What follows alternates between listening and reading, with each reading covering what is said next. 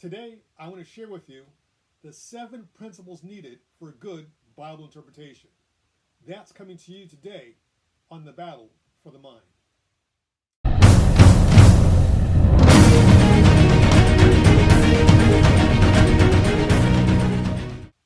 Hey, my friend, welcome back to the Battle for the Mind. My name is Kendall Walker. I'm your host. Thank you so much for tuning in. If it's your first time here, it's a pleasure.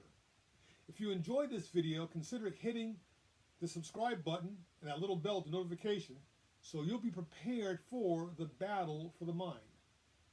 This ministry is dedicated to teaching the Bible, theology, apologetics, and answering frequently asked questions about the Christian faith, and much, much more.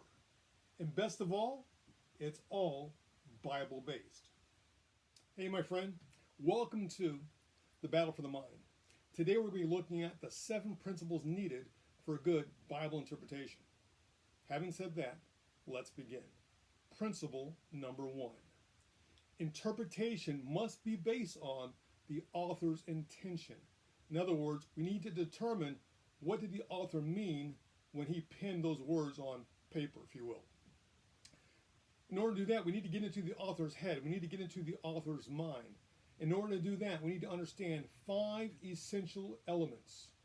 Element number 1, the context. The context. There's an old saying, it goes like this: context is king. Context is king. In other words, we need to understand exactly what was going on at the time. In fact, it's interesting because I do a lot of speaking with the cults, and I find about 90% of the time when they present a verse to me, they usually pull that verse out of context in order to prove their point. Sadly, I see the same thing within the church today, where 75 to 80% of Christians do the exact same thing. They'll try to prove a point, so they'll reverse out of context and then present that verse to me. And then when I ask, well, what's the context? They look at me like a deer in headlights, not knowing what the context is. So what is context? Well, let me describe it this way. Imagine if you're sitting down, you just walked into a room and you sit down and you're sitting beside your spouse. Well, your spouse has been watching this movie for a half an hour, 45 minutes. You've got no clue what's taking place. So what does your spouse need to do? They need to pause the movie, tell you what has taken place from the beginning up to where you are right now, so you understand the storyline, the context of what's going on. Because if you sit down in the middle and you don't know all the characters up until that point, you're going to walk away a bit confused. That's context. That's context. That's why they say context is king. In fact, there's a saying, if you take the text out of context, all you're left with is a con. Why do we say that? Because people are trying to fool you, hoping that you don't understand the context of what's going on, so thereby they're able to prove their point. Element number 2, you must understand the historical setting. The historical setting. What do I mean by that? You must understand what was going on at the time. For example, is this writing occurring during a time of war?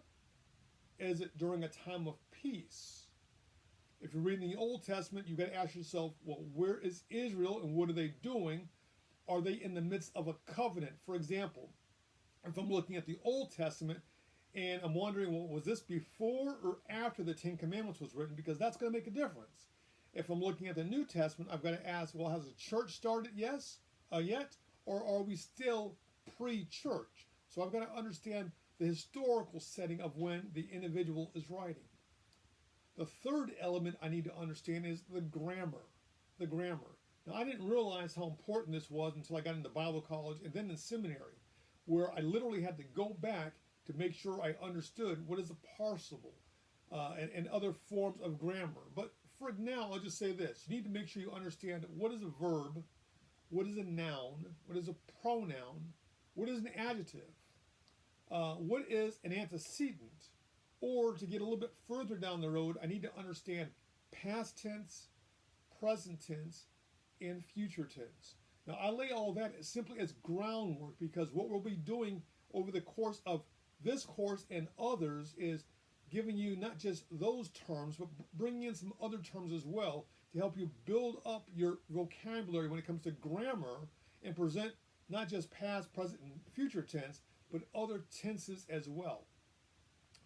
The fourth thing you need to understand is the culture. The culture. In other words, is this individual writing to one people group or a number of people groups? Is he writing to the Jews? Is he writing to the church, i.e. Christians? Are they writing to men, to women, or to a joint group? In other words, you need to understand the culture of what was taking place. And number 5, you need to understand the literary forms. The literary forms. In other words, is the author writing poetry, like in the Psalms? Or is it something different, like is he writing prophecy, like in the Old Testament with the book of Daniel, or Ezekiel, or Zechariah, or you get to the New Testament in the book of Revelation? Is the author writing apocalyptic forms, like in Revelation? Are they writing wisdom literature, like in the Proverbs? Or are they writing a biography, like in the Gospels with Matthew, Mark, Luke, and John? Now, one of the things, I'll just say this right up front, what the author is not doing is the author is not asking you to say, what does it mean to me? The reality is this: it doesn't make a difference what it means to you. All that matters is, what did the author mean when he wrote it? What was his intention? Now, in order to do this, you're going to need some tools.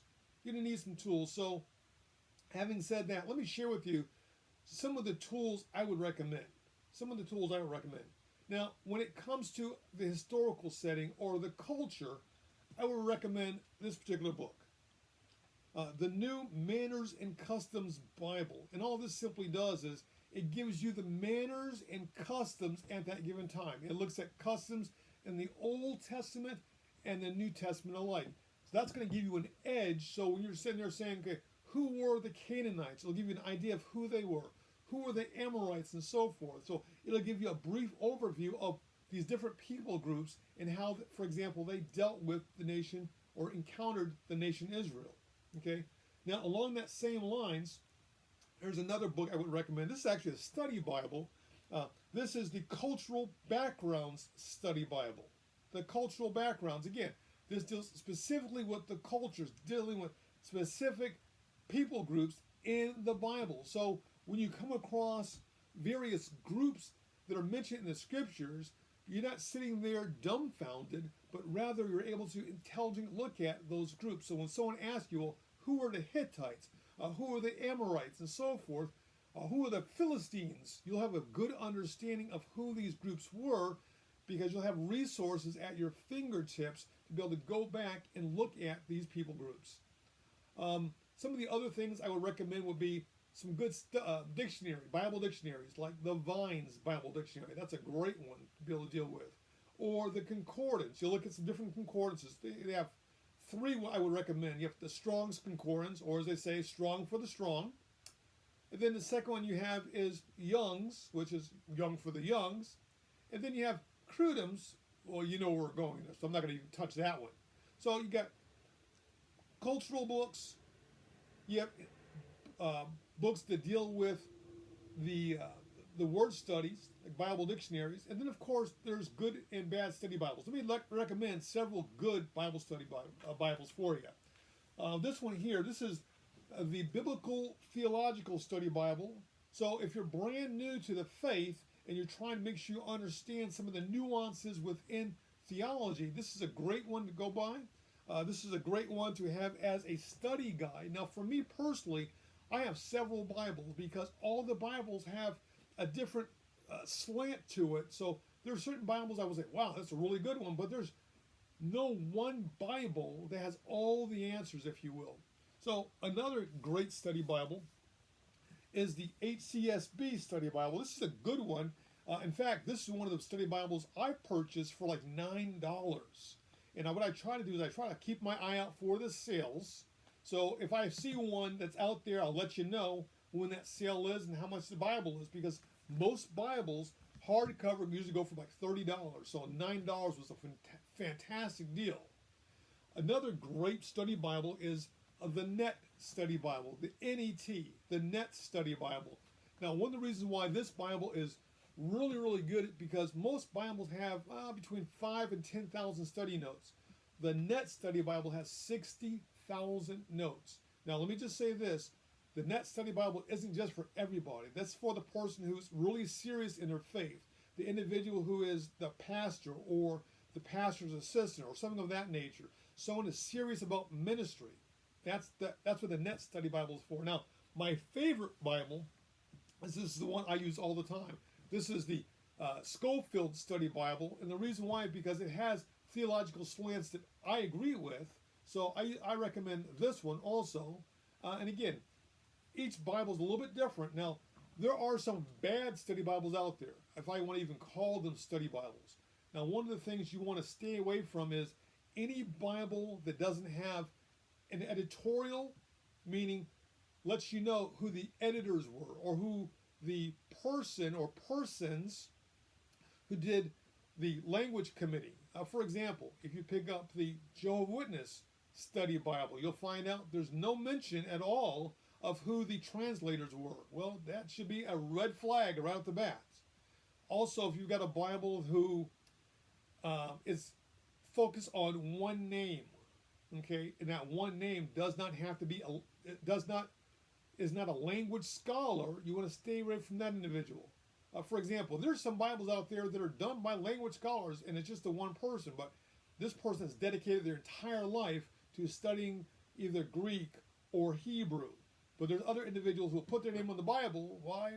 Usually for that reason, for $1, who knows absolutely nothing about the biblical languages. Those you need to stay away from. For example, you've got the Kenneth Copeland Study Bible, stay away from that. You got the Joyce Meyer Bible, stay away from that. These Bibles are not put out by Bible scholars, rather somebody who put their name on the Bible. Okay? So for these individuals like that, I would simply say, hey, a red flag should go up, but I'll let you be the judge of that. Okay? But like I said before, if there's no editorial section in front of it saying these are all the editors of that Bible and they all have good credentials. So for example, I can pick up my Schofield Bible and I can look in the front, and I've challenged my friends to do the exact same thing. When I look in the front, I see right in the very front of it all the individuals that are on the editorial. I can see where they went to school. I can pick up my computer. I can Google it and find out whether or not these people have a background in the languages. If they do not, red flag, I should stay away from that. So that's just my note, my recommendation to you. So what are we trying to understand? We're trying to understand the principles needed for a good Bible interpretation. Now, why did I start with this? Because one of the things I learned in Bible college and in seminary was you don't start off by learning Greek. You start off learning the principles and build on top of the principles little by little by little. Then you can sit down and have a good foundation in order to build upon what you've learned already. Again, how do you build a house? From the ground up. You don't start off with the roof. You start off from the ground, the foundation. So what we're going to be doing in this class and in a series of classes, building on the foundation. We start off with the 7 principles needed for good Bible interpretation, and then from there we get into other subject matters as you'll see in the weeks ahead of you. Until then, God bless.